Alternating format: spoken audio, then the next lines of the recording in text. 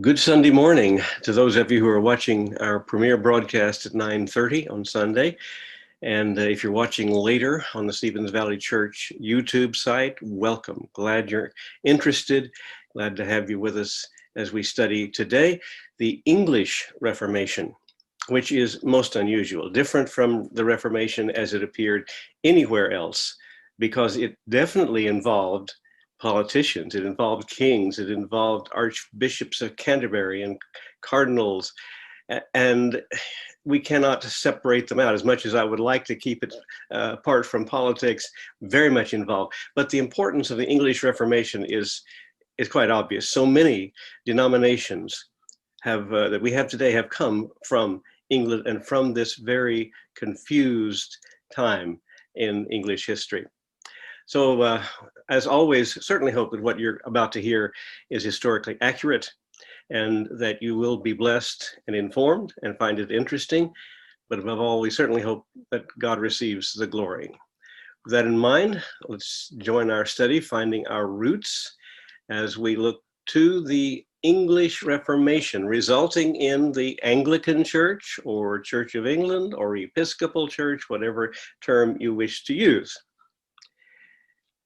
Now, before we come to Henry VIII and all of the events that surround him, we need to understand that England was a country that for a long, long time resented papal interference, and that the kings of England acted quite independently, quite on their own. We go back to William the Conqueror in 1066. He would not be dictated to by the Pope. And from then on, that's the situation. Kings were independent. Sometimes the archbishops of Canterbury, who were the head of the English church, would side with the Pope against the king, and that meant tremendous conflict between king and archbishop. As we come down closer to the time of Henry VIII, we find John Wycliffe. And John Wycliffe really taught many of the same things that were taught by the Reformers. That's why he's called the morning star of the Reformation. His followers called Lollards, that's a pejorative term, but at any rate, they survived in England because of the protection of John of Gaunt, the Duke of Lancaster, the son of King Edward. And there also, besides John Wycliffe, besides John of Gaunt, besides the king, the people of England resented papal interference and supported the king over Pope. And then we find Erasmus. Remember, he came to England. He worked with Sir Thomas More and with John Colet and with the others at that circle in More's home in Chelsea, that group of humanist reformers that want to see the church reformed from within. And so he was well acquainted with England, and England was well acquainted with him. And then the writings of Luther came into England and were quite popular. However, the king, who used to be Prince Hal and a part of that Chelsea circle in More's home, and when he became king and encountered the teachings of Luther, he condemned them. He did not at all appreciate Luther's criticism of the Pope from without, this idea of breaking with the church. Henry wanted reform from within. And as a result, the Pope, Leo X, gave Henry VIII the title Defender of the Faith. And that title has stuck through the years. Even the present Queen, Elizabeth II, wears the title Defender of the Faith. Now, I mentioned that Henry was a part of that reform circle at Chelsea. He was headed for a career in the church. He was definitely committed to the humanist reform program and had no thought about being king, no particular thought, because his brother Arthur was next in line, and he supposed that Arthur would be king. But unfortunately, Arthur died before their father, Henry VII, died.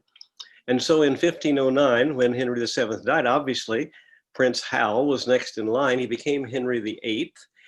Now, during the time of Arthur, there was this marriage alliance arranged between Spain and England, and Arthur married Catherine of Aragon to cement that alliance.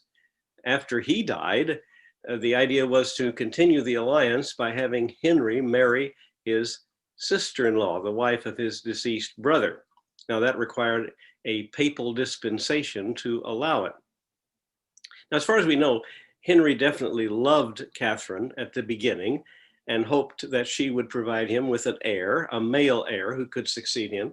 However, they had only one surviving child. Catherine gave birth to several, some of them stillborn actually, but only one child survived, and that was a daughter, Mary. Meanwhile, Henry fell in love with a lady at the court, Anne Boleyn, who would not allow him to have her favors. She did not want to be his mistress. She said that he would have to marry her, which he intended to do. However, in order to do that, he needed a divorce from Catherine, and that would not be an easy thing to accomplish. What Henry did, his strategy to obtain the divorce, was to appoint Cardinal Wolsey, the Chancellor of England, the task of obtaining that divorce for him. Now, the position of Chancellor of England would be somewhat equivalent to the Prime Minister today, a very high political position under the king. But the problem that Cardinal Wolsey had, he was really put in a difficult, very difficult position, let's say between the rock and the hard place, because he, of course, was obligated to serve his king. That's his responsibility as Chancellor of England. But on the other hand, he is a cardinal in the church, and he has an interest, a strong interest, in being considered for the papacy when the Pope died. So there's another problem also. Wolsey, as Chancellor, had helped form an alliance with the German Emperor, Charles V. Now, that alliance would be endangered if this divorce was secured, because Charles V was the nephew of Catherine of Aragon. Charles V's mother, Joanna, was Catherine's sister. Both of these girls were the children, the daughters of Ferdinand Isabella of Spain. So either way he went, he has a serious problem here. And so he just did nothing. He just refused to act. And thus Henry became increasingly irritated with him. Meanwhile, the Pope at this time was Pope Clement VII. The original dispensation was granted by Pope Leo X. Leo X is the one who excommunicated Luther, dealt with Luther, and this is his cousin. Both of these popes were de Medicis. Clement was the son of Giulio de Medici, and he was the nephew of Lorenzo de Medici. And Pope Clement VII was unwilling to grant the divorce. First of all, his cousin had granted Henry the dispensation to begin with. And of course, this would be a contradiction now that Henry had married Catherine. But a greater problem for Clement was the fact that the Emperor of Germany, Charles V, whose aunt he would be causing to be disgraced by having her be divorced from Henry, Charles and the Germans had now invaded Rome and sacked Rome in 1527. And Pope Clement VII had fled for his life along a secret passageway from the Vatican to the Castle San Angelo, which had become a fortress in Rome, and he was under house arrest there. Now, he could hardly do anything to offend Charles further by disgracing his aunt. And so he, like Wolsey, did nothing. And Henry became increasingly irritated. So he dismissed Wolsey, who died in disgrace in 1530 on his way to prison. And then Henry confiscated Wolsey's palace. You see it below. It's a beautiful palace outside London, Hampton Court. And so Henry simply moved in there, and that became the royal residence.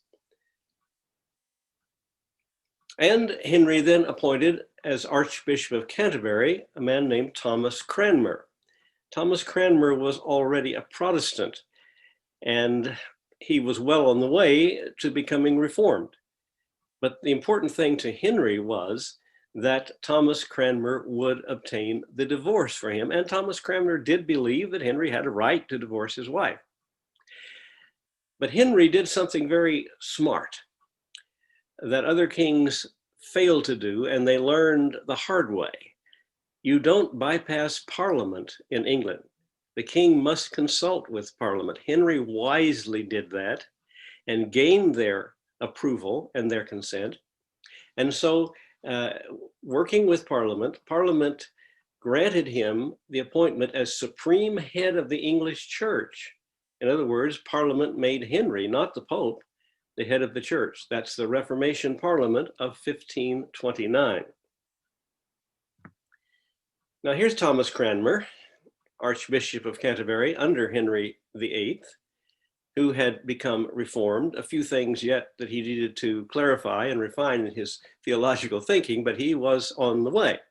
And he was the architect of the Protestant church in England, the author of the Book of Common Prayer, which is the liturgical book of the Church of England.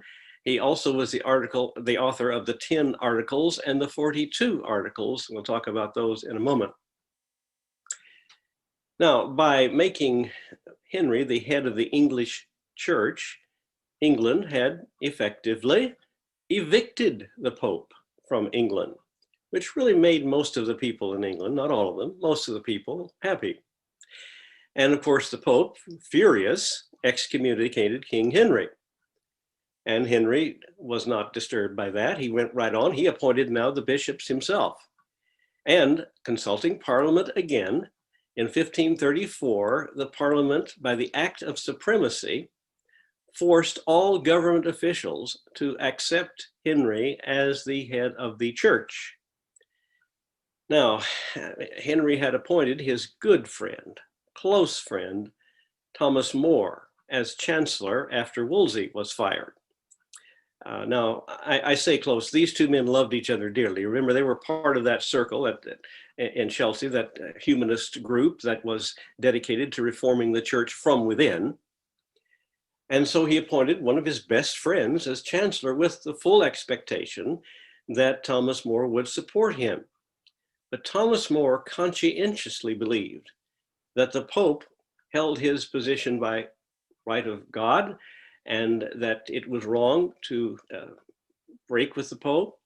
He sincerely believed that. His wife begged him just to sign the document that would agree to Henry being the head of the church, telling him, you don't have to believe it in your heart, just sign it and save yourself and your family from losing you. But Thomas More refused. And in the end, he was executed. Now Henry reorganized the church, destroyed the monasteries, and had Cranmer produce the Book of Common Prayer, which was, as I said, the Liturgy. Cranmer also produced the 10 Articles. We'll look at those in just a moment. But Henry found them just going a little too far theologically towards the Protestants, so he replaced it, had a commission working in Parliament to do so, with the 6 Articles, which were much more Catholic. And also, the Act of Succession passed by the Parliament would then name Anne's children as his heirs. He expected Anne to give him a son. She did not. Henry then appointed Thomas Cromwell as Vicar General to supervise the affairs of the church. As Vicar General, he had authority over all church officials, even the Archbishop of Canterbury. And he reported only to the king, who now is the head of the church in England. And that led to the dissolution of the monasteries, 1536 to 41. Now, there are 2 sides to this story. The first would be in Henry's favor from this standpoint. They were corrupt. They were terribly corrupt. They were also quite wealthy. And by dissolving the monasteries, all of the treasure, all of the riches which had accumulated over the years as people gave money to these monasteries, that enabled them to build these enormous and elaborate buildings. That money now came into the English treasury and was, of course, very convenient for the English government. On the other side of the picture, these buildings were a treasure. They were great monuments. They were enormous, beautiful buildings, far larger than cathedrals. Been built up over the years, and they were centers of learning and centers of art. Scholars came there. For instance, you see on the left, Bury St. Edmunds, you see on the right, St. Albans, and particularly St. Albans was the locale of historians during the High Middle Ages. They gathered there, and there were great works of history produced, and they had libraries in them. So it was culturally, it was a great loss of the dissolving of the monasteries. They lay in total ruins, as they do today. Now, Henry, of course, is famous for his wives, and they are famous for the children they produced or didn't produce. Catherine of Aragon, his first wife, daughter of Ferdinand and Isabella, did bear him his daughter, Mary. And Anne Boleyn, the lady with whom he fell in love, would bear him not the son he hoped, but a daughter, a second daughter, Elizabeth. Now in 1536, Henry had Anne executed. And you wonder, after going to all of that trouble, to have a divorce secured so he could marry her. But he was disappointed that she didn't provide him the son. And also, there was a rumor circulated by those who resented Anne, and there were a great number because Catherine was popular. And so a rumor was circulated that she was unfaithful to him. That rumor has never been substantiated. But unfortunately, Henry believed it, probably because he was looking for a woman who would give him a son, and he had by this time fallen in love with another woman. So she was executed in 1536. And the woman with whom he fell in love, Jane Seymour, he married then, and she did bear him a son, Edward, that same year. And he deeply loved her. There's speculation that had she lived, it might have been a happy marriage. However, she died from complications in childbirth, but she did give him his son, Edward. After her death, he sought to marry again, and he married Anne of Clèves. She was a German noblewoman. He had not met her prior to the marriage, but he had seen pictures. But the pictures were, let us say, altered, doctored, so that she looked more beautiful than she was. So when he actually met her face to face, he was absolutely shocked because she was so ugly, and he called her the Flemish mare. Not a very flattering title, of course. And he divorced her. But we'll say this for Henry, he did provide well for her. He respected her, he treated her well. He gave her sufficient income that she could live comfortably in England for the rest of her life. So it wasn't all a disgraceful situation, but he married again. And this is his fifth wife, Catherine Howard. She was a teenager, a very attractive teenager, and he loved her deeply, really did. However, she could not really enjoy intimate relations with Henry. One of the main reasons was the fact that Henry was injured in a jousting contest. He received a wound in the leg, which did not heal, and it putrefied, and consequently, it was not pleasant to be in bed with him. So she found someone much closer to her age and someone that she really could be interested in. And even though Henry, with her, did not want to believe that she was unfaithful to him, he was forced to when evidence was presented that was irrefutable. So he had her executed also. And that brings us to his last wife, Catherine Parr. She outlived him. She loved him. She cared for him in his old age. And so it gives rise to the little rhyme that is often taught to people so they can remember what happened to the 6 wives of Henry VIII. Divorced, beheaded, died, divorced, beheaded, survived. Now the question might be asked, was Henry a Protestant? And that's a difficult question to answer.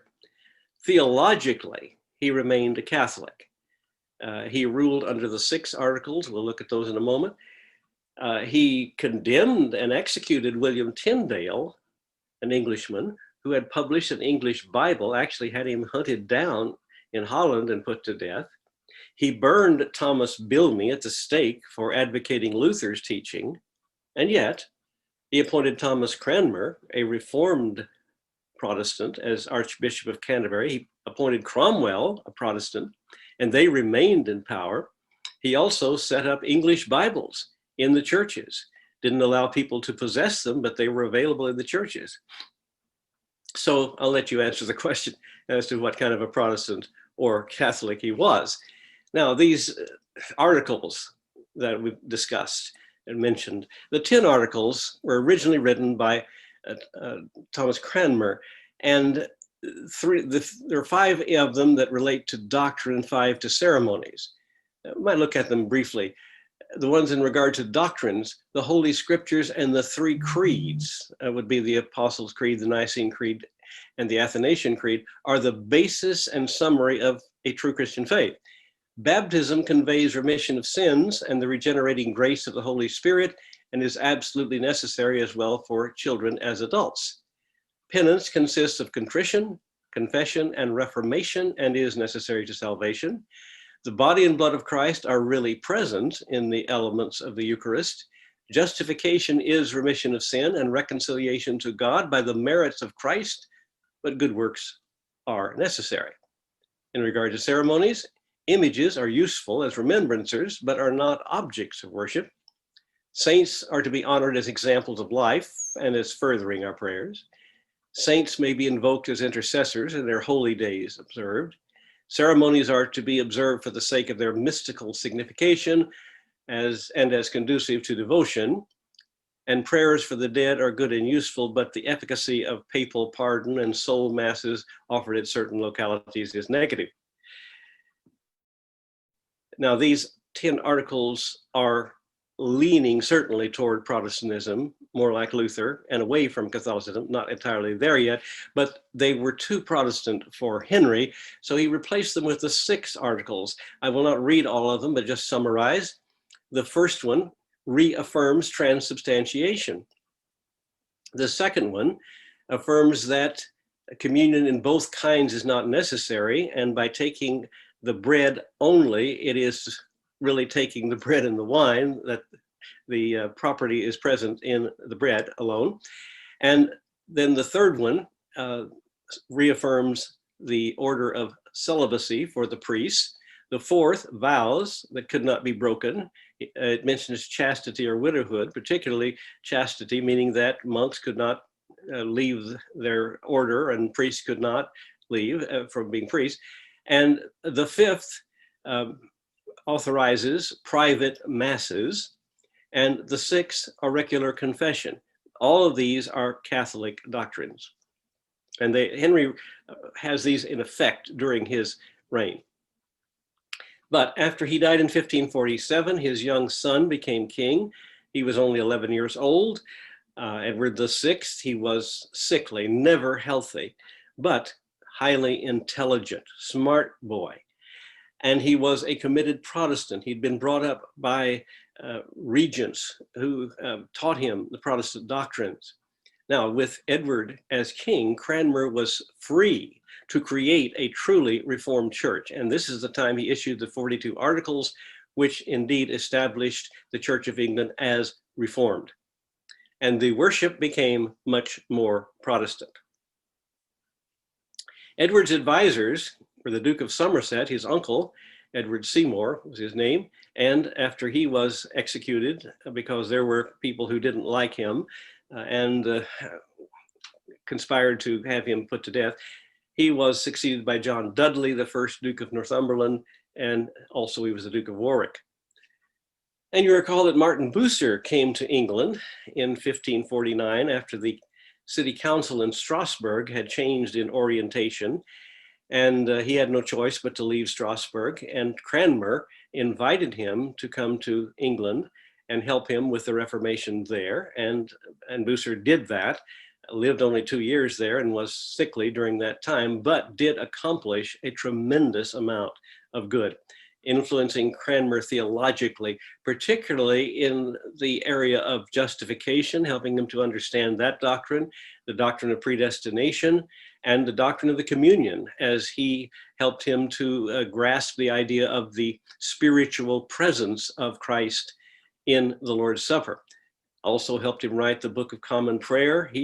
BUCER wrote the English Ordinal, and also he wrote De Regno Christi, which means on the kingdom of Christ, which he dedicated to Edward, King Edward, the boy king. It would advise him and provide him with a blueprint for how to create a true Christian community in England. BUCER also lectured at Cambridge, and he worked with other Protestant leaders. And I am amazed that in 2 years he could accomplish so much, and still he was in ill health. He died in 1551. Unfortunately, the king died 2 years later. And that brought, according to Henry's law of succession, which provided that his son would be first, and then his elder daughter and his younger daughter, and then it would revert to the Stuart family, who were relatives of his mother in Scotland. So it brought his elder daughter, Mary, to the throne. She's the daughter of Catherine of Aragon, and she was a devout Catholic, and she saw her task as restoring the papacy in England. That is her main job. Of course, also she wanted to produce an heir. There was a plot to prevent Mary from coming to the throne. That Lady Jane Grey, who was a relative of Henry VIII, and her husband, Lord Dudley, both of these people just teenagers, young people who married each other, and they were Protestants. This plot would be to put them in as king and queen and prevent Mary from coming to the throne. That would be a violation of Henry's law of succession. And as a result, they were arrested, they were executed, this young couple who'd done nothing wrong. Now, Mary was married to Philip II, the very Catholic king of Spain, who of course supported her in her Catholicism. She had no children, thought she was pregnant at one point, but it was not a pregnancy, it was a tumor. She died of cancer in 1558. Here's a picture of the execution of Lady Jane Grey. That's a pathetic situation. Paul de la Roche painted that. And Mary, during the time she was queen, executed 300 of the main Protestant leaders in England, for which she earned the title Bloody Mary. And among those 300 Protestant leaders, and by the way, you can find monuments all over England commemorating the people who were put to death, who happened to have lived at certain places there. But 3 of the Protestant leaders who were put to death were Thomas Cranmer, Archbishop of Canterbury, Hugh Latimer, and Nicholas Ridley. And she brought in Cardinal Reginald Pole as papal legate. Now, the position she created as papal legate would be tantamount to prime minister or to chancellor. So he had tremendous power under Mary. But she died a broken woman in 1553. Of course, her illness took her, but she was also broken in spirit. She'd failed to produce the heir, and perhaps much more significant, the people of England did not support her. There were some who did, of course, but the majority of the people wanted the Protestant church. They did not want the Pope back. She realized that, and it crushed her mentally and emotionally. Now, this is a picture of the execution of Thomas Cranmer, Archbishop of Canterbury. They put him to the torture and tortured him to the extent, finally, that he agreed to sign a recantation, that is, recanting his Protestant beliefs. But after having signed it, he recanted his recantation, and he did so publicly. The plan was, after he signed the document, to bring him in before Mary and her advisors, including Cardinal Pole, and have him recant his Protestant beliefs publicly, out loud, He came in, and instead of recanting, he reaffirmed his Protestant beliefs. Of course, that sent him to the stake. And he thrust his hand in first, the hand that had signed the recantation. And he said, "Let this hand that betrayed my Lord die first." Now, as far as Hugh Latimer and Nicholas Ridley are concerned, there's a quotation which seems to be the case. Some apparently heard this from Latimer as they went to the stake. "Be of good comfort, Master Ridley. We shall this day light such a candle by God's grace in England as, I trust, shall never be put out." Now, when Mary died, according to Henry's settlement, that would bring his younger daughter as queen, and that's Elizabeth. And Elizabeth was perceptive. She realized that the people of England did not want the papacy restored, that they wanted to remain Protestant. On the other hand, she sensed that the majority of people in England enjoyed the more highly liturgical worship of the Church of England. So she found this via media, this middle road, and that's what she followed. She took the Protestant 42 Articles of Thomas Cranmer and modified them by removing 3 of them that were most objectionable to those who did not go far to the Protestant side. And the 39 Articles to this day remain the official creed of the Church of England, the Anglican Church, Episcopal Church. The worship continued to be very high liturgical worship. Although in the Episcopal Church today, there's a whole group of them that are very Reformed. There's a middle group, and then there is the Anglo-Catholic group that has worship highly resembling the Roman Church. But this was a worship service that would satisfy the whole gamut, the whole spectrum of the English people who subscribed to the 39 Articles. And she followed the organizational blueprint, teaching, plan of Hooker, the ecclesiastical polity. And of course, that meant keeping the bishops in place. Now, in 1559, she consulted the Parliament, just as her father did. Wisely, she consulted the Parliament. And under the Act of Supremacy, they appointed her as supreme governor in church and realm. The language was toned down from the language of Henry, not quite so forceful. And in 1563, Parliament passed the Test Act that required an oath of allegiance to the Queen as head of the church in order to serve in any capacity in the government of England. Now, her religious policy also followed this via media, this middle way. She realized that there were a number of religious groups that had arisen in England, and she was tolerant of them. That was a wise course of action. She did not want to cause great turmoil. And so she allowed the Puritans, she allowed the Quakers and the Baptists and other groups to function. This was the time that John Fox published his Book of Martyrs, which is essentially an account of the persecutions under Bloody Mary, under Queen Mary. And that also cemented the position of the English Church as Protestant and not Catholic. It was a very popular book, still is today. Now, Elizabeth had some problems, primarily from the Queen of Scotland and the King of Spain, who unfortunately worked together. Mary Stuart wanted to remove Elizabeth and become queen herself. The original settlement of Henry provided that after Elizabeth died, that the crown would go to the Stuarts, who were related to Henry's mother. So Mary Stuart was hoping to rather hasten Elizabeth's demise along. And of course, to do that, she had to solidify her position in Scotland. And the problem she had, as we looked at before, was John Knox, who preached vehemently against her. so forcefully that she had to leave Scotland, and she came to England and asked from her cousin Elizabeth refuge. And Elizabeth granted her safety in England from the Scots who were wanting to remove her. However,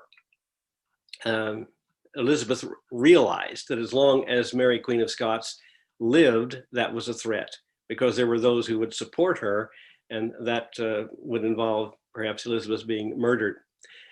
And also, as I mentioned, Philip of Spain supported her, and there's a threat from outside, from Spain.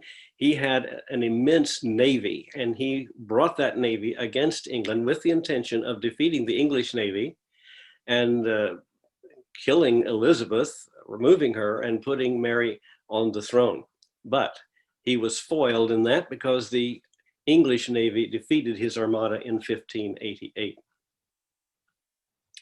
When Elizabeth died of natural death after a long and successful reign, James I, according to Henry's Act of Succession, a Stuart and the son of Mary, Queen of Scots, became the King of England. Now, he was brought up as a Reformed Presbyterian, and the Puritans were hoping for a restructuring of the English church along Presbyterian lines, which of course would mean removing bishops and replacing them with elders in each church. Now, they were greatly disappointed when James refused to do that. They were further disappointed and irritated when he published his Book of Sports. It was a list of activities that were permissible on Sunday, and the Puritans found that many of these activities, in their view, would constitute a violation of the Sabbath. They were further put off by James's homosexuality. And as a result, many Puritans left England. Some of them went to Holland under John Robinson, but they found the culture different there and the language different. So a number of them under William Bradford came to America as pilgrims. They're the ones who came on the Mayflower, and they're the ones who wanted a complete break with the Church of England. Meanwhile, back in England, many of the Puritan pastors found that they lost their pulpits, and if they kept their pulpits, they were told on what topics they could or could not preach. Now, we're talking about Puritans. There were different Puritans. Obviously, all of them wanted to purify the English church, hence the name. They were all Protestants. They were all Reformed to one degree or another. Some of them were willing to retain bishops, but what they wanted was to clean up the morals in the church. They wanted more piety in the church. So we can call them Episcopal because they were willing to keep the bishops. That's the word, Greek word for bishop. Others wanted the polity changed, wanted elders instead of bishops. We call them Presbyterians. That's the word for elder. Now, still others wanted to set up a model community that would serve as a template for an English community, a Reformed community. And still others wanted a complete separation from the Church of England. These were the separatists, who became known as also Congregationalists because of their polity. They were independent, only the congregation, no organization above the local congregation. Now, James did see the need for one English Bible. So he called the Hampton Court Conference, obviously meeting at Hampton Court, in 1604. And the result was the King James Bible of 1611, which was a revision of the Bishop's Bible, a very good translation based on the third edition of Erasmus' Greek text. They had a good text upon which to base this English translation. It became known as the Authorized Version, of course, still is widely used today. Well, what about the Catholics? Well, they hadn't given up. They were a minority, but they were a very determined minority. They wanted the papacy restored by any means possible. So there were several attempts to assassinate King James. One of them was at least a rumor called the Gunpowder Plot. It was a rumor that Guy Fawkes had stored gunpowder in the basement under the Houses of Parliament and was going to blow up the Houses of Parliament. Well, Guy Fawkes was arrested and put to death, and to this day, there's a Guy Fawkes Day observed in England when he is burned in effigy. Now, the result of this gunpowder plot and other attempts to assassinate James caused James to tighten down, to be more insistent on royal prerogatives, and therefore to become much more autocratic. When James died in 1625, he was succeeded by his son Charles, who continued with James's episcopal system. But as a matter of fact, he moved it closer to the Catholics. He appointed William Laud, Archbishop of Canterbury, and Laud introduced what we would call the Anglo-Catholic tradition, which is that segment of the Church of England that most closely resembles the Catholic, in certainly in worship as well as in teaching. And he repressed the Puritans.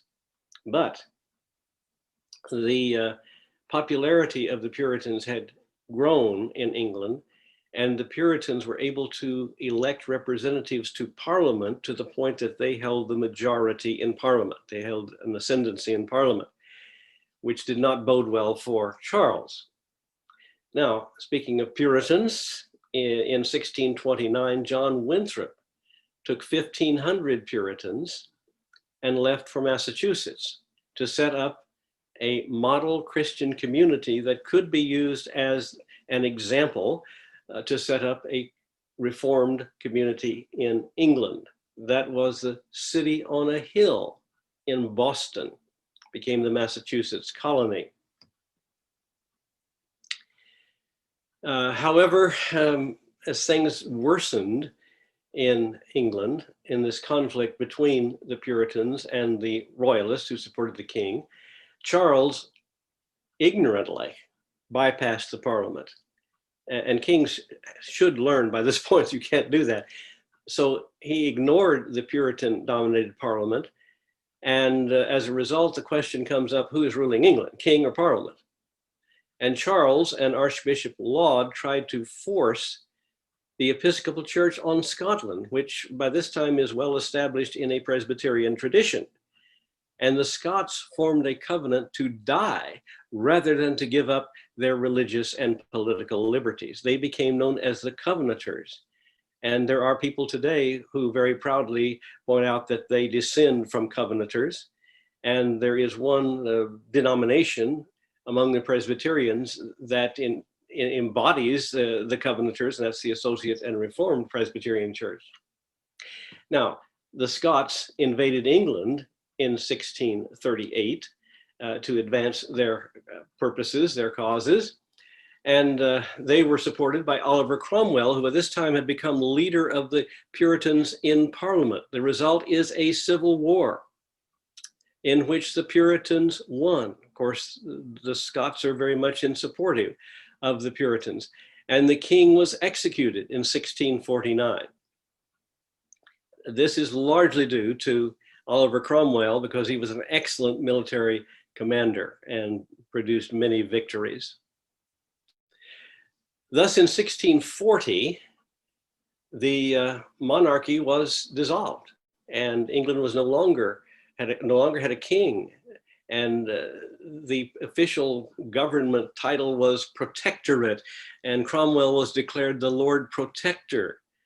And now England was returned to a fully reformed state, as they had it just shortly during the brief reign of Edward VI. Now they are a reformed state, fully. And the Puritan Parliament met at Westminster Hall, the Westminster Assembly in 1646, to draw up the beliefs, a confession of faith for the English Church, known as the Westminster Standards, consisting of the Westminster Confession of Faith, the Westminster Catechism, both the large and small catechisms, and the Directory of Public Worship. Now, Cromwell was tolerant of all the religious groups, except the Quakers. He found them a little extreme. But after Cromwell died in 1658, he was succeeded by his son, a mistake, because Richard Cromwell was not at all competent and not very popular. And by this time, the English people were resenting some of the austerity of the Puritan morals, some of their policies that they felt were a little restrictive, particularly closing the theaters. During the time of Elizabeth, which was the time of Shakespeare and other great playwrights, the English people had come to love going to the theaters, but the Puritans closed them. And so public opinion shifted, and the same Parliament that had ruled during the time of Oliver Cromwell now invited Charles II, the son of Charles I, to take the throne and thus to restore the monarchy. Now, what policies would Charles follow? Well, he continued the Stuart policies. Some people say the Stuarts never learned. He moved closer to Catholicism, and even on his deathbed, he openly confessed Catholicism. But one thing perhaps that it did do, it provided a catalyst under really difficult, if not a situation of persecution.